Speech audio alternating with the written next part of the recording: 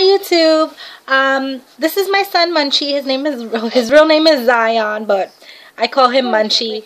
Well, right now I'm going to be talking about care attentiveness.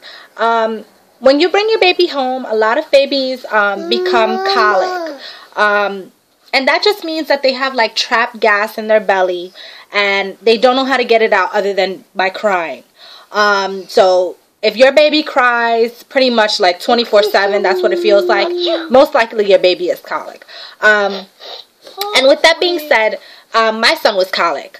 And the only way that I could stop him from crying was to really get in there. And I mean, I always burped my son. But to really get in there wasn't like, I was taught to burp your baby. I'm going to just demonstrate on my son. I was taught to burp like this, you know, very soft. And that may take, 20 minutes just to get a really good burp out. So, and my pediatrician shared this with me after my son was like 4 months because I was really scared. I didn't want to hurt him. He was a preemie. He stood in the NICU. So she really taught me that I really had to go in there and really burp him really hard. And then when I felt like a burp was coming up, rub his back. And you really want to use your palm for that because it will bring the gas up. So that's just my tip on colic babies. Also, there's a lot of bottles out there that kind of prevent your baby from being colic by the way the bottles are, I guess, lined up. Dr. Brown's was a really good one.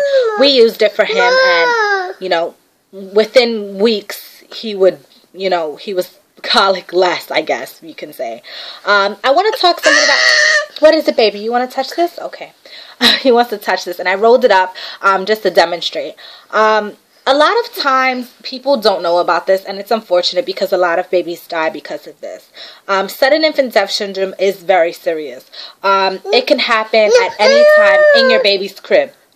Whether you have too much blankets, well, that's the majority of it. So that's what I wanted to talk about right now.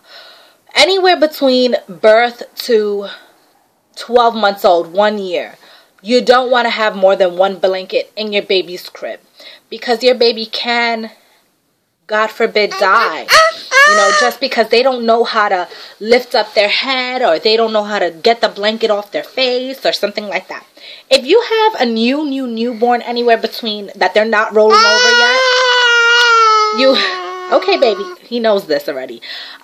What I used to do with my son was I used to roll up the blanket like this, like so. Just roll it up. It's a regular blanket. Roll it up. Excuse me, baby. And kind of make a headboard for your baby while they're laying down. Of course, their arms would be tucked down, but he's touching it right now. So you just want to make a headboard, and that way your baby won't be able to turn or move around, or even a little bit of a roller. They won't be able to roll with that head support down on their head. So that's just my tip on keeping your baby safe with the least amount of blankets. If it is cold or you live in a cold climate state or area, you probably want to get like a portable heater. If your baby has its own room, get like the little space heaters. They work really well as long as the room is a normal size for a baby's room. So that's just my tip on that. I wanted to talk about also, oh, I have a list if you see me looking down. Okay, shaken baby syndrome. Shaken baby syndrome, yes. It's if your baby's crying too much or it's just out of control right now with the crying or the fussy or whatever. And this, again, it happens way too much. Or even with babysitters, I'm just like so strict. I don't let anybody babysit my baby because if it's not your child, or even if it is your child, a lot of people get overwhelmed with crying. They don't know what to do. They don't know how to stop it. So if your baby is crying or someone else, you're just watching somebody else's baby and they become way too much for you to handle right then and there, you need to walk away. Don't try to shake your baby to stop. Yes, baby. Okay. Don't try to shake your baby to stop crying because it's not going to get better. It's just going to get worse. So just don't even do it. bedtime. My tip was, well, my son was in the NICU for about a week after he was born. He was born July 1st. He came home July 7th or 8th. That's when he got home. He was discharged out of the NICU. And what baby? And in the NICU, I mean, he was a normal baby. He got up during the night.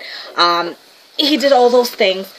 So this was just my tip on how I kept my son asleep during the night longer, because my husband is a Marine, so he's used to sleeping and waking up very early. So I did not want to get in the way of that when he was home. I didn't want to jeopardize his sleep or anything like that. So my tip of keeping my son asleep longer during the night was, throughout the day, I would give him his 3 to 4 ounces every 3 to 4 hours. And that became a habit. At bedtime, which I made 8:30, and it still is his bedtime, I would give him 1.5 more ounces. And what that does is, he'll drink the whole extra 1.5 ounce. What that does is keep them asleep for an extra 2 hours or an hour and a half. So the child would be waking up less often that night, rather than waking up every 3 hours to get a bottle, or every they'll wake up 3-4 times that night to get a bottle and get a diaper change. They'll wake up 2 times that night with that extra bottle and a half, ounce and a half. So that's just my tip. That's what I did with my baby, and by the time he was a month old, he was sleeping through the whole night. His bedtime was 8:30, and he would wake up probably like 6, which was okay because we were already up at that time. So, what baby? What? Okay. You want to say something? I'm just going to flip over the page. Say hi. Another thing I want to say is, when you bring your baby home from the hospital, or just any age of, even the toddler stage, when your baby's napping or sleeping, what's the matter? Don't walk on eggshells. Your child will get used to the noise.